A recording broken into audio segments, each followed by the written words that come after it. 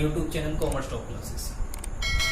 Students, मैं पवन धीमान आपका अपने YouTube channel commerce top classes पे स्वागत करता हूँ। स्टूडेंट्स, आपने अकाउंटेंसी अदर चैनल पे स्टडी किया होगा या अदर आप किसी भी प्लेस पे पढ़े हो, आपने स्टडी किया हो।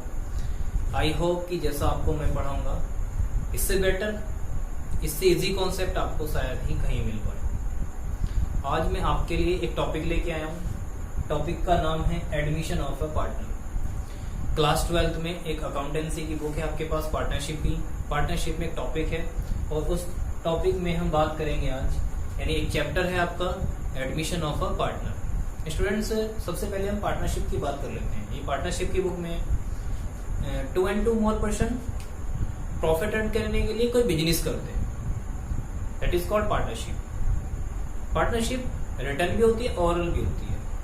अगर यही बात मैं आपसे बोलूं कि पार्टनरशिप हम ओरली करें या रिटर्न करें, स्टूडेंट्स अगर हम रिटर्न में करते हैं तो रिटर्न में क्या होता है, नॉर्मली आप इस बात को देखें कि जो रिटर्न में पार्टनरशिप हुई है उसे हम पार्टनरशिप डीड भी बोलते हैं। ओके स्टूडेंट्स, तो विदाउट एनी टाइम वेस्टिंग हम अपने टॉपिक को स्टार्ट करते हैं।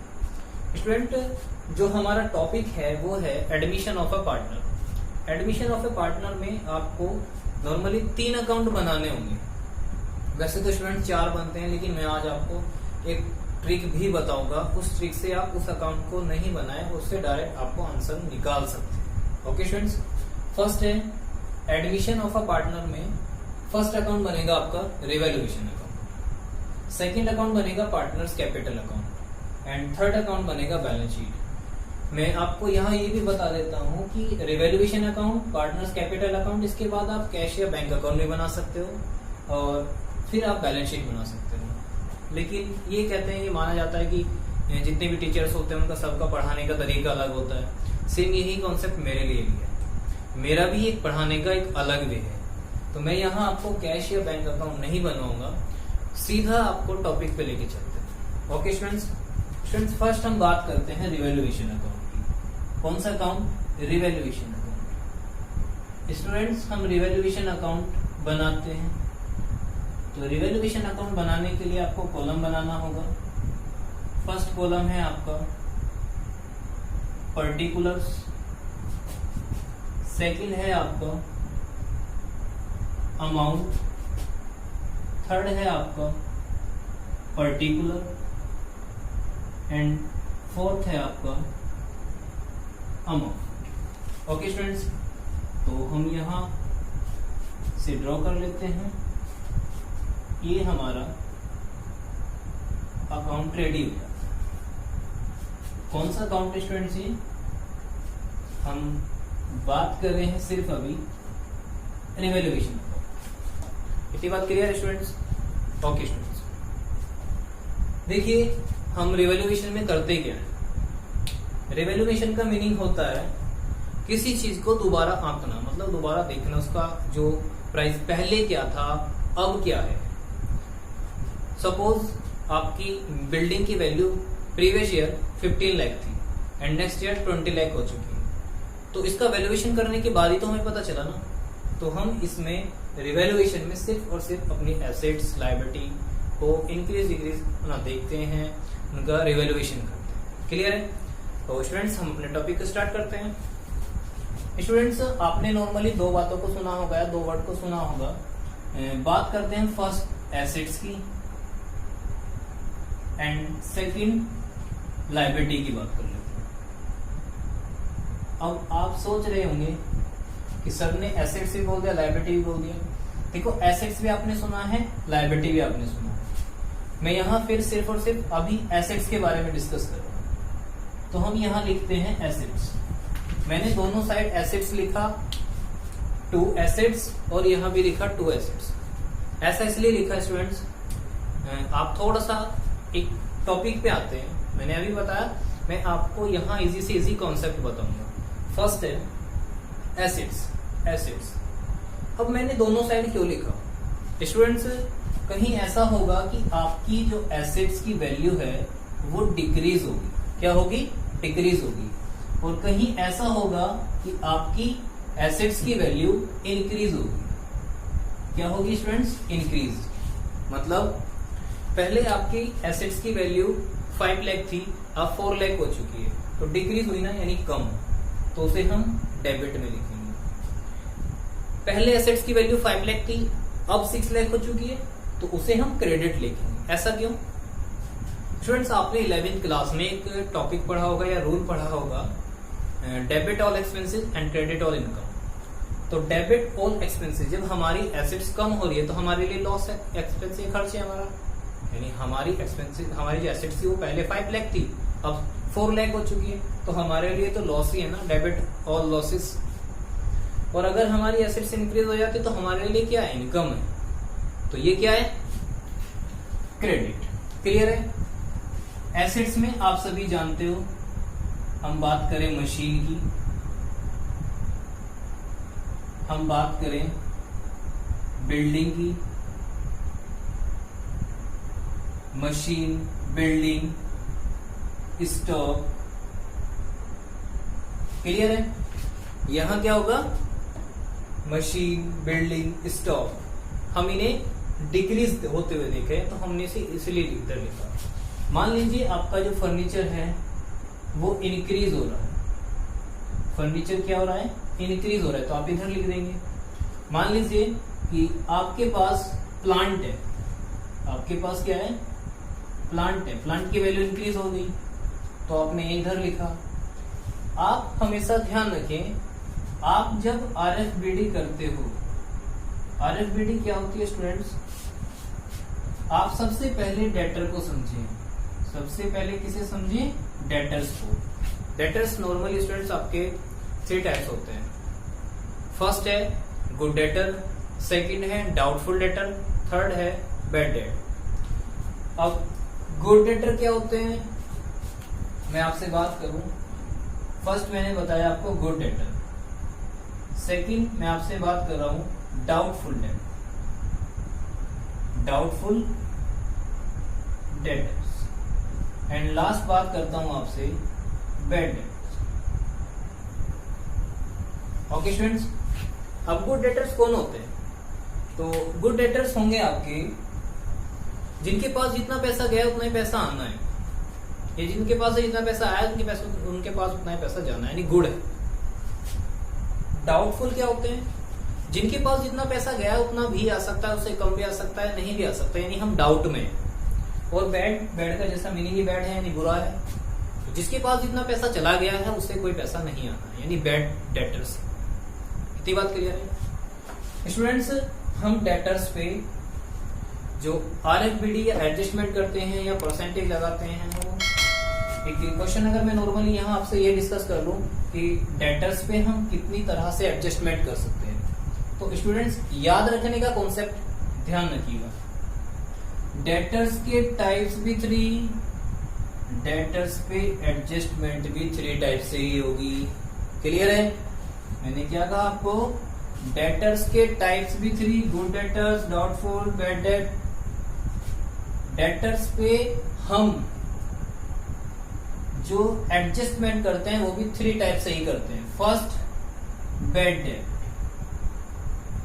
First bad debt, second RFBD, reserve for bad debt, reserve for bad debt, ये आपका परसेंटेज में होता है। फिर वो 5% हो, 10% हो, 15% हो, कितने भी परसेंट। और लास्ट है discount on debtor, discount on debtors. Clear है स्टूडेंट्स इतनी बात? तो मैंने क्या कहा? डेटर्स के टाइप्स भी 3 और डेटर्स पर एडजस्टमेंट भी हम 3 टाइप से ही करते हैं। स्टूडेंट्स, जब आप डेटर्स पर आरएफबीडी कर रहे होंगे तो आपको डेबिट लिखना है, reserve for bad date. Clear है? तो हमें यहां लिखना, इतनी बात क्लियर होगी। अब स्टूडेंट्स, मैंने आपको स्टार्टिंग में जब चैप्टर को स्टार्ट किया तो यहां जब मैं फर्स्ट अकाउंट को बता रहा था, फर्स्ट अकाउंट को बता रहा था, तो फर्स्ट अकाउंट को बताने के साथ साथ मैंने आपके साथ ये डिस्कस किया था कि जब हम इस अकाउंट में 2 वैल्यू को देखेंगे, एक तो एसेट्स और एक लायबिलिटी को, तो स्टूडेंट्स मैं एसेट्स की बात कर लूं आपसे। एसेट्स अगर डिक्रीज होती है तो आपको डेबिट लिखना है, एसेट्स अगर इंक्रीज होती है तो आपको क्रेडिट लिखना है। एसेट्स या लायबिलिटी में से किसी भी एक को लन करेंगे आप, दूसरा उसका अपोजिट होगा। क्लियर है? फर्स्ट आपने देखा एसेट्स को, अगर मैं यहां लायबिलिटी लिख देता हूं, क्या लिख देता हूं स्टूडेंट्स? लायबिलिटीज। तो स्टूडेंट्स में यहां भी लायबिलिटी को लिखता हूं, क्या लिखता हूं? लायबिलिटीज। क्लियर है?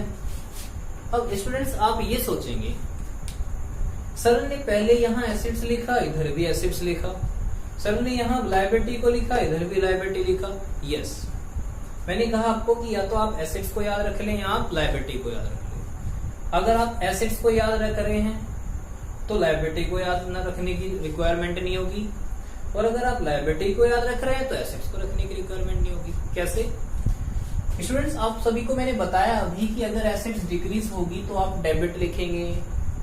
डिक्रीज का अपोजिट मान लो कि क्या होता है? इंक्रीज होता है, तो लायबिलिटी इंक्रीज होगी तो डेबिट, और लायबिलिटी डिक्रीज होगी तो क्रेडिट। क्यों? क्योंकि जब आपको लायबिलिटी का पेमेंट करना होता है तो पेमेंट करने के लिए लायबिलिटी आपकी इंक्रीज हो गई यानी बढ़ गई, तो आपके एक्सपेंसेस बढ़ गए। और मैंने अभी आपको बताया था कि ऑल एक्सपेंसेस आर डेबिट, तो एक्सपेंसेस क्या हो गया? आपका डेबिट हो गया। क्लियर है? अब यहां क्या है? By liability. लायबिलिटी में स्टूडेंट्स कुछ भी हो सकता है। अगर आपके क्रेडिटर बढ़ जाते हैं, या मान लें कि बिल्स पेबल बढ़ जाते हैं, या आपके क्रेडिटर हैं, क्रेडिटर घट जाते हैं, तो जितना भी आपके पास, देखो जरूरी नहीं होता कि ये घटे या बढ़े, कितने ही टाइम्स आपको क्वेश्चंस में ये वर्ड मिलता है अनरिकॉर्डेड। वो अनरिकॉर्डेड एसेट्स भी हो सकती है, वो अनरिकॉर्डेड लायबिलिटी भी हो सकती है। ओके स्टूडेंट्स, वो अनरिकॉर्डेड एसेट्स भी हो सकती है और अनरिकॉर्डेड लायबिलिटी भी हो सकती है। अब जब आपको अनरिकॉर्डेड एसेट्स या अनरिकॉर्डेड लायबिलिटी मिलेगी यानी क्वेश्चन में गिवन होंगी एडजस्टमेंट में, तब आपको क्या करना है स्टूडेंट्स? मैं बता देता हूं यहाँ पे। नॉर्मली अगर आपके पास पहले कोई चीज नहीं थी लेकिन वो अब हो चुकी है, आप मेरी बात को थोड़ा ध्यान से समझें। अगर आपके पास पहले कोई चीज नहीं थी और अब आपके पास वो चीज है, तो सिंपल वे में बात ये होती है कि वो आपके पास बढ़ चुकी है। यही प्रोसेस किसका होगा? एसेट्स का और लायबिलिटी का होगा। इतनी बात क्लियर है? मैं बात कर लेता हूं आपसे। अगर आपको वहां लिखा हुआ मिलता है अनरिकॉर्डेड इन्वेस्टमेंट, क्या लिखा हुआ मिलता है? Unrecorded investment. क्या मिलता है स्टूडेंट्स? Unrecorded investment. तो स्टूडेंट्स आप ध्यान रखें कि इन्वेस्टमेंट हमारी एसेट्स होती है। अब ऐसी एसेट्स जो पहले नहीं थी लेकिन अब हो चुकी है, तो एसेट्स इंक्रीज हो चुकी ना, हमारी इन्वेस्टमेंट आ चुकी है। अभी मैंने क्या बताया? अगर एसेट्स इंक्रीज होगी तो आपको इधर लिखना है, तो आप लिखेंगे बाय इन्वेस्टमेंट। क्या लिखेंगे? By investment. क्यों? क्योंकि ये अनरिकॉर्डेड एसेट्स थी और अनरिकॉर्डेड एसेट्स यानी आपके पास पहले एसेट्स नहीं थी, अब एसेट्स हो चुकी है, तो यानी कि आपकी एसेट्स इंक्रीज हो चुकी है। जब भी एसेट्स इंक्रीज होगी आपको कहां लिखना है? क्रेडिट में। लायबिलिटी का भी यही प्रोसेस है। मान लीजिए यहां लिखा हुआ है unrecorded bills payable, unrecorded outstanding expensive, तो यहां मान लो अनरिकॉर्डिंग आउटस्टैंडिंग लिखा हुआ है। तो स्टूडेंट्स अब कैसे करेंगे आप? आउटस्टैंडिंग हमारी लायबिलिटी होती है, तो आउटस्टैंडिंग लायबिलिटी यानी हमारे पास लायबिलिटी आउटस्टैंडिंग पहले नहीं थी, अब हो चुकी है। तो इसका मतलब सिर्फ और सिर्फ सिंपल वे में ये है कि आपकी लायबिलिटी इंक्रीज हो चुकी है। जब आपकी लायबिलिटी इंक्रीज हो चुकी है तो आपको लिखना है उसे डेबिट साइड। यानी आउटस्टैंडिंग, वो आउटस्टैंडिंग रेंट हो सकता है, रिपेयर हो सकती है, आउटस्टैंडिंग आपका इंश्योरेंस हो, जितना भी आउटस्टैंडिंग होगा वो आपकी लाइफ। स्टूडेंट्स आई होप कि इतना आपको क्लियर हो गया होगा। क्लियर है इतनी बात? अब स्टूडेंट्स इसमें एक बात आती है कि हम इसका आंसर कैसे निकालें। क्लियर है? आंसर कैसे निकालेंगे? आपने 11वीं क्लास में चैप्टर किया होगा जिसे हम बोलते हैं फाइनेंशियल स्टेटमेंट, जिसमें आप ट्रेडिंग अकाउंट बनाते थे, जिसमें आप प्रॉफिट एंड लॉस अकाउंट बनाते थे और जिसमें आप बैलेंस शीट बनाते थे। क्लियर है? फाइनेंशियल स्टेटमेंट आप सभी ने बनाया है बहुत अच्छे से। तो वहां आप ट्रेडिंग अकाउंट में ग्रॉस प्रॉफिट या ग्रॉस लॉस निकालते थे। तो स्टूडेंट्स नॉर्मली हम यहाँ देखेंगे कि हमारा राइट साइड का टोटल ज्यादा है या लेफ्ट साइड का, मतलब क्रेडिट साइड का टोटल ज्यादा है या डेबिट साइड का। मान लीजिए आपके पास इधर का टोटल ज्यादा है 5 लाख, मान लीजिए यही टोटल आपका यहाँ आएगा 5 लाख। अब ये मान लीजिए कि इधर का टोटल आपके पास 3 लाख है, टोटल ओवरऑल कितना है 3 लाख है। तो 5 लाख में से आप 3 लाख लेस कर देंगे तो कितना आएगा स्टूडेंट 2 लाख। ये मैं सिर्फ आपको हिंट के लिए बता रहा हूँ। अगर डेबिट का टोटल ज्यादा आ जाता तो वही टोटल हम यहाँ लिखते और उसमें से इसे लेस करते तब यहाँ बैलेंस निकलता। अब स्टूडेंट्स हमें करना क्या है, आपको ये जो प्रॉफिट गिवन है या ये लेस करने के बाद वैल्यू आई है, इसे आपको एक रेशियो में डिस्ट्रीब्यूट करना है। उस रेशियो का नाम होगा ओल्ड रेशियो। कौन सा रेशियो? ओल्ड रेशियो, जो ऑलरेडी आपको क्वेश्चन में गिवन होगा। मान लो कि ए और बी 2 पार्टनर हैं और उनका रेशियो 3:2 है। कितना रेशियो है? 3:2। देखो स्टूडेंट्स मैं ना कोई बुक से देख के नहीं बता रहा हूं, ये सिर्फ आपको एक अपना एक्सपीरियंस या ये मान लीजिए कि आपको एक इजी वे में बताया जा रहा है कि आप सिर्फ और सिर्फ किस तरह करें। तो मैंने अभी बताया आपको कि आप जो ये लेस करके वैल्यू आई है इसे एक रेशियो में डिस्ट्रीब्यूट करेंगे, उसे हम ओल्ड रेशियो बोलते हैं। ये ओल्ड रेशियो मान लीजिए ए और बी का 3:2 है, यानी 3:2 है। ये स्टूडेंट 1:1 भी हो सकता था, यानी इक्वल भी हो सकता था। अब हमारे पास जो ओल्ड पार्टनर है यानी ए और बी, तो यहां लिखेंगे 2 इज कैपिटल और 2 B is capital. Okay students, कितना है? 2 लाख। तो स्टूडेंट्स मैं क्या करूंगा, ए का शेयर निकालूंगा इस 2 लाख में से। 2 लाख इंटू 3/5। मैं यहां से बी का रेशो निकालूंगा 2 लाख इंटू 2/5। अब आप सोच रहे होंगे कि ये 5 कैसे आ रहा। स्टूडेंट्स ये इन दोनों का टोटल है 3 + 2 कितना हुआ 5। तो 3/5 और 2/5 इसलिए लिखा मैंने। स्टूडेंट्स मैं यहां से कट कर देता हूं इसे, 5 4 जा 20। तो ये कितना आ गया 40,000। तो 43 जा 1,20,000 यहां से और 40 यानी कि आपका 80,000 यहां पर आ गया। तो स्टूडेंट 1,20,000 रेशियो है ए का और 80,000 रेशियो है बी का। इतनी बात क्लियर है स्टूडेंट्स? तो आपको क्या करना है, सिर्फ और सिर्फ मैं फिर दोबारा एक्सप्लेन करता हूं। हम एडमिशन ऑफ अ पार्टनर में एक चैप्टर कर रहे हैं, सॉरी टॉपिक कर रहे हैं आपका, और उस टॉपिक का नाम है रिवैल्यूएशन। तो रिवैल्यूएशन में हमें पर्टिकुलर अमाउंट ये हमें एक स्टेटमेंट यानी हमारे विवरण है, स्टेटमेंट बनाना है। मैंने कहा एसेट्स अगर डिक्रीज होती है तो आपको डेबिट लिखनी है, फिर एसेट्स कोई सी भी हो। एसेट्स इंक्रीज होती है तो आपको इधर लिखनी है, फिर वो चाहे बिल्डिंग हो, एसेट्स हो, मतलब बिल्डिंग हो, प्लांट हो, लैंड हो, कुछ भी हो आपका, ऑल ओवर। एसेट्स डिक्रीज तो डेबिट, एसेट्स इंक्रीज तो क्रेडिट। लायबिलिटी जस्ट उसका अपोजिट है, लायबिलिटी इंक्रीज तो डेबिट, लायबिलिटी डिक्रीज तो क्रेडिट। क्लियर है?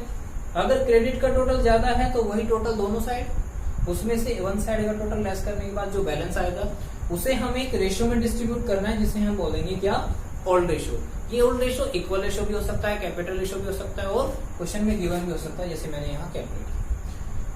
ध्यान रखें उसी रेशियो में डिस्ट्रीब्यूट ये होगा जो क्वेश्चन में गिवन होगा। गिवन है ये, और इतना भी ध्यान रखें आप सभी कि अगर एडमिशन ऑफ अ पार्टनर है तो ये सिर्फ और सिर्फ ओल्ड पार्टनर में ही डिस्ट्रीब्यूट होता है, नहीं कि न्यू। ओके स्टूडेंट्स, चलिए सेकंड टॉपिक पे बात करते हैं आपका पार्टनर्स कैपिटल अकाउंट। कौन सा account? Partners capital account.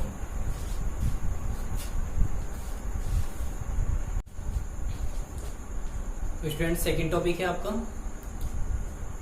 Partners capital account. Students इससे पहले हमने अकाउंट को डिस्कस कर लिया है ना, रिवैल्यूएशन को। अब स्टार्ट करते हैं हम पार्टनर्स कैपिटल अकाउंट। स्टूडेंट सबसे पहले हम इसे यहां से स्टार्ट करेंगे और यहां लिखेंगे हम बाय बैलेंस बीडी। ये बैलेंस वो बैलेंस होता है जो ओल्ड पार्टनर की कैपिटल होती है। स्टूडेंट जहां मैं राइट का साइन लगाऊंगा आपको सिर्फ और सिर्फ वही लिखना है। यहां मैंने डैश किया है तो आपको यहां कोई भी अमाउंट नहीं लिखनी है। सबसे पहले मैंने क्या बताया? बाय बैलेंस बीडी, ए का बैलेंस, बी का बैलेंस।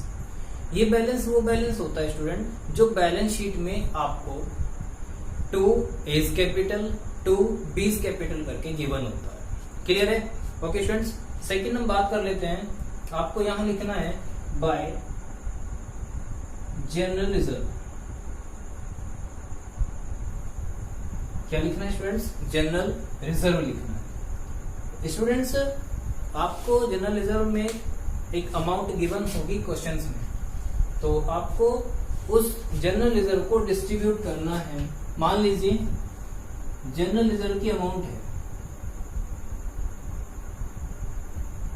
जनरल रिजर्व की एक अमाउंट है, वो है 50,000। आप हमेशा इस बात को ध्यान रखें, जो आप जनरल रिजर्व की अमाउंट को देख रहे हो, कितना? 50,000।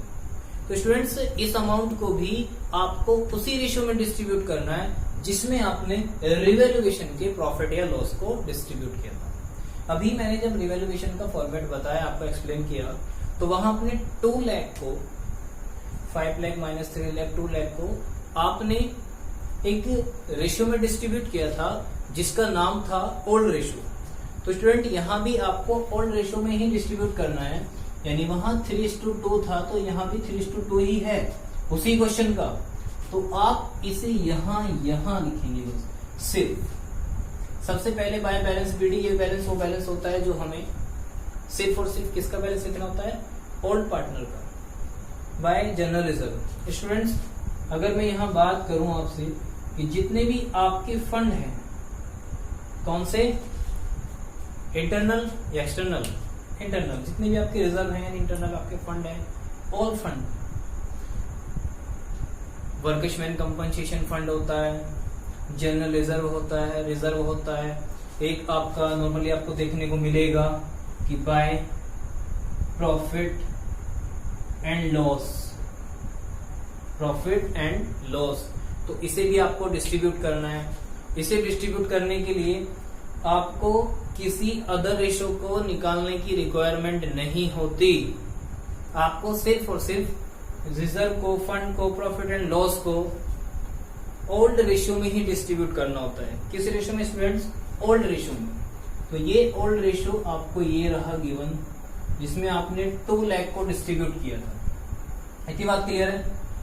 अब स्टूडेंट्स बात करते हैं, यहाँ पे लिखना होता है हमें बाय कैश, या आप बैंक भी लिख सकते हो। ये बाय कैश या बैंक अकाउंट क्या है? स्टूडेंट्स अभी आपने देखा था कि जब हम रिवैल्यूएशन बना रहे थे तो सिर्फ हमने रिवैल्यूएशन के प्रॉफिट को सिर्फ और सिर्फ रेशियो में डिस्ट्रीब्यूट किया था। वो रेशियो क्या था? Old ratio. और सिर्फ ए और बी को किया था, सी को तो नहीं किया था ना। क्लियर है इतनी बात? अब यहाँ क्या करना है आपको?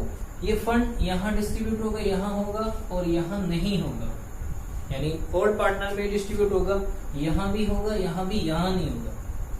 लेकिन ये बाय कैश या बैंक वो है, रिवैल्यूएशन में सिर्फ 2 पार्टनर थे, ए और बी।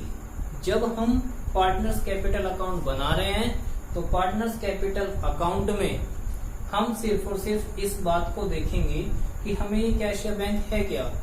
जब मैं आपसे बात करूं अगर नॉर्मली, तो नॉर्मली बात ये है कि जब एक न्यू पार्टनर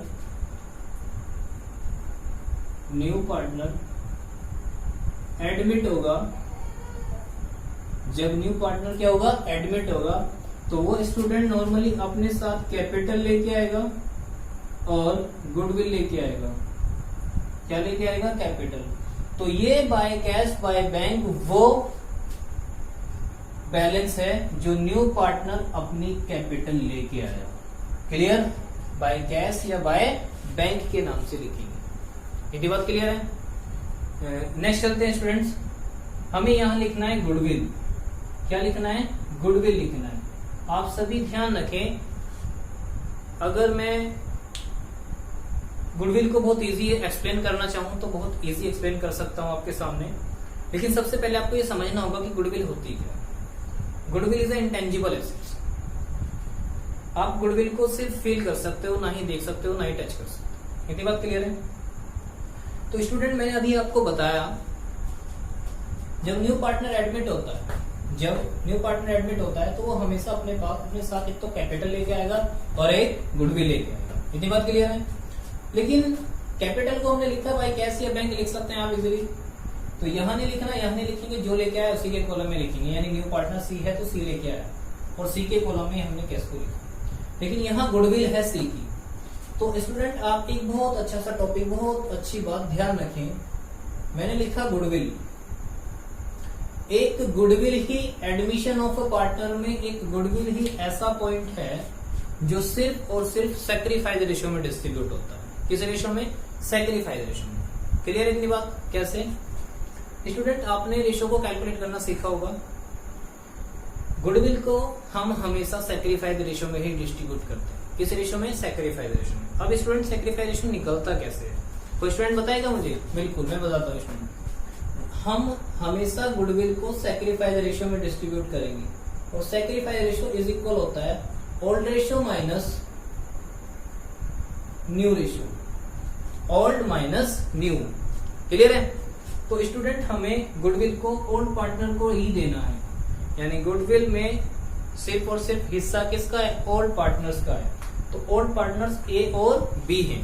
ओके स्टूडेंट्स, तो हम यहां से इसका बैलेंस निकाल सकते हैं स्टूडेंट, इसका बैलेंस निकाल सकते हैं।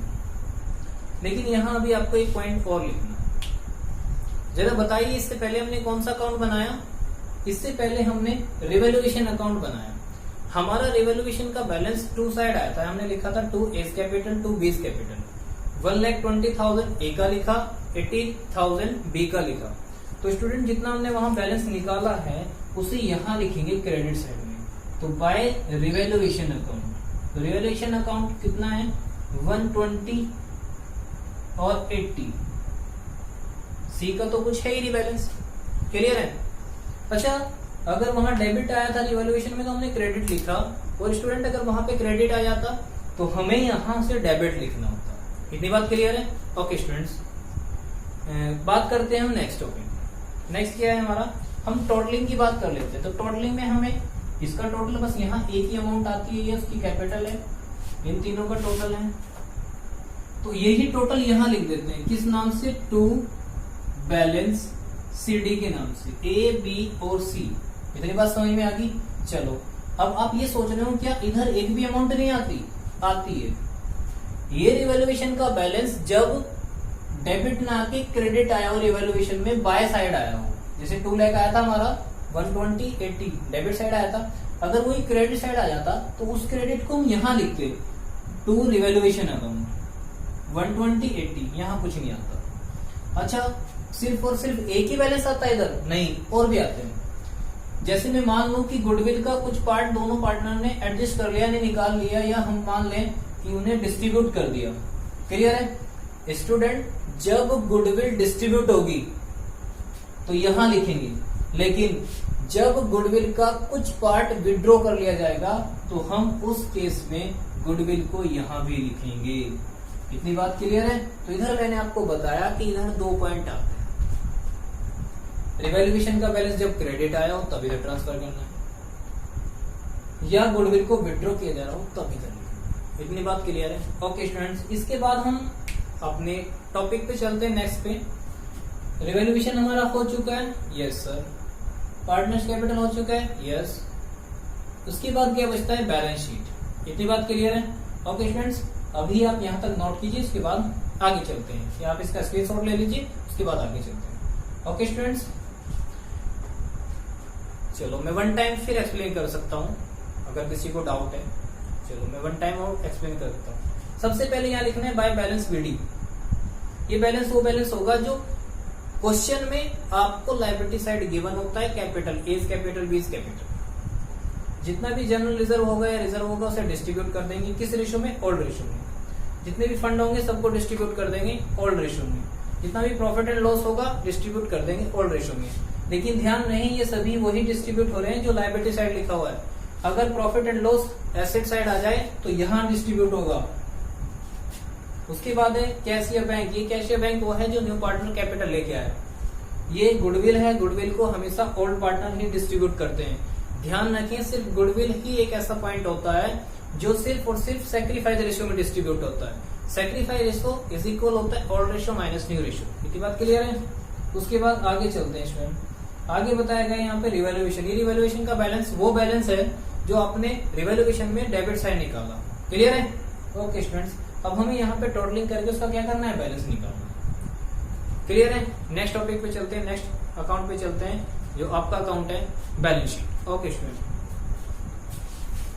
थर्ड टॉपिक यानी हमारा अकाउंट है बैलेंस शीट। इससे पहले हम रिवैल्यूएशन कर चुके हैं, आपका आई होप कि वो क्लियर हो चुका होगा। पार्टनर्स कैपिटल अकाउंट क्लियर है। सेकंड है आपका बैलेंस शीट, यानी आपसे नेक्स्ट टॉपिक है। स्टूडेंट बात कर लेते हैं हम इसमें क्या क्या होगा। फर्स्ट हमें लिखना है कैपिटल। क्या लिखना है? कैपिटल। अब स्टूडेंट्स आपको कैपिटल कौन सी लिखनी है? आप लिखेंगे एज कैपिटल, आप लिखेंगे बीज कैपिटल, आप लिखेंगे सीज कैपिटल। अब स्टूडेंट आपने देखा होगा अभी जब आप पार्टनर्स कैपिटल अकाउंट बना रहे थे तो आपने डेबिट साइड लिखा था to balance CD.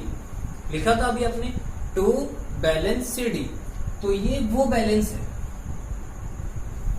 Partners capital में आपने बैलेंस बीडी लिखा, जनरल रिजर्व लिखा, फंड लिखा, प्रॉफिट एंड लॉस लिखा, कैश लिखा, बैंक लिखा, और आपने गुडविल को लिखा है, आपने रिवैल्यूएशन को लिखा है। उसके बाद आपने यहाँ टोटलिंग की थी। टोटलिंग करने के बाद कुछ वैल्यू नहीं थी माइनस करने के लिए, तो जो टोटल आया था वही आपने बैलेंस निकाल दिया था।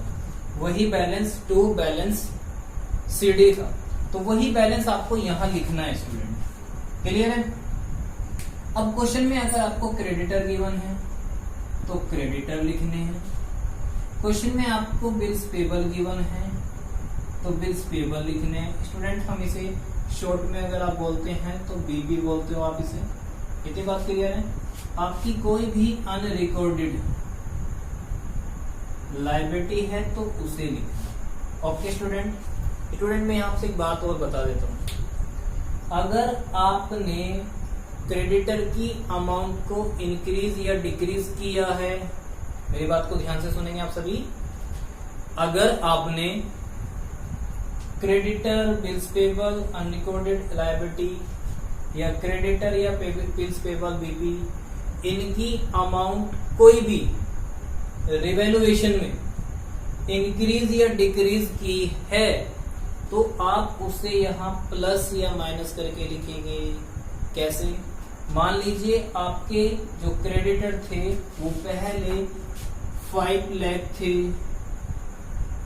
आपको इनका पेमेंट करना था 10% डिस्काउंट पर, या आपको पीएफबीडी बनानी थी तो इसका 10% 50,000 हो गया।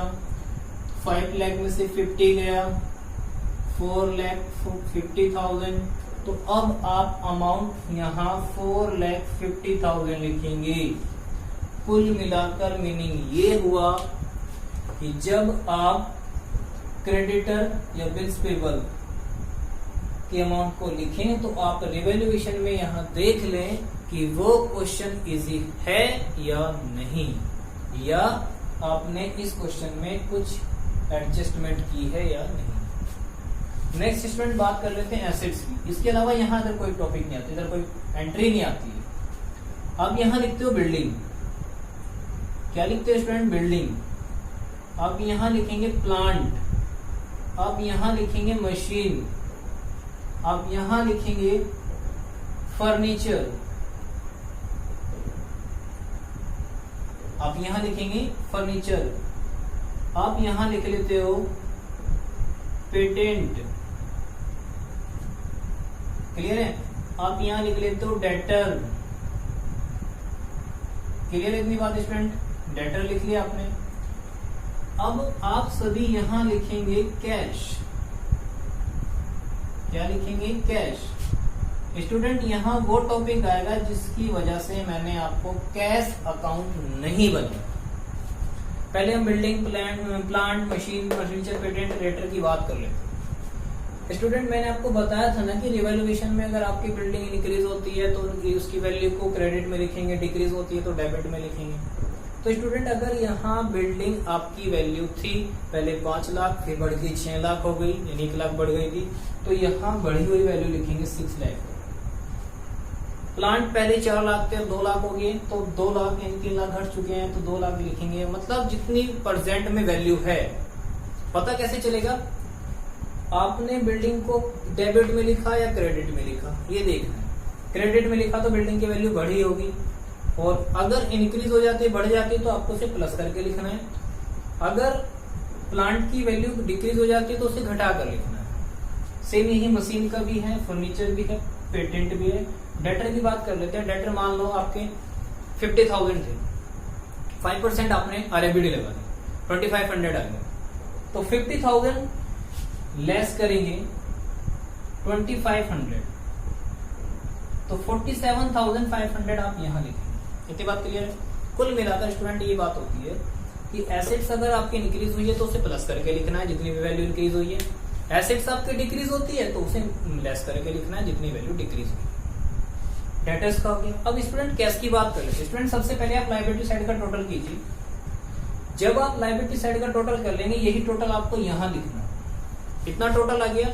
इस टोटल में से ये सभी एसेट्स की वैल्यू को माइनस कर देंगे। माइनस करने के बाद जो वैल्यू आएगी वो कैश का बैलेंस आएगा।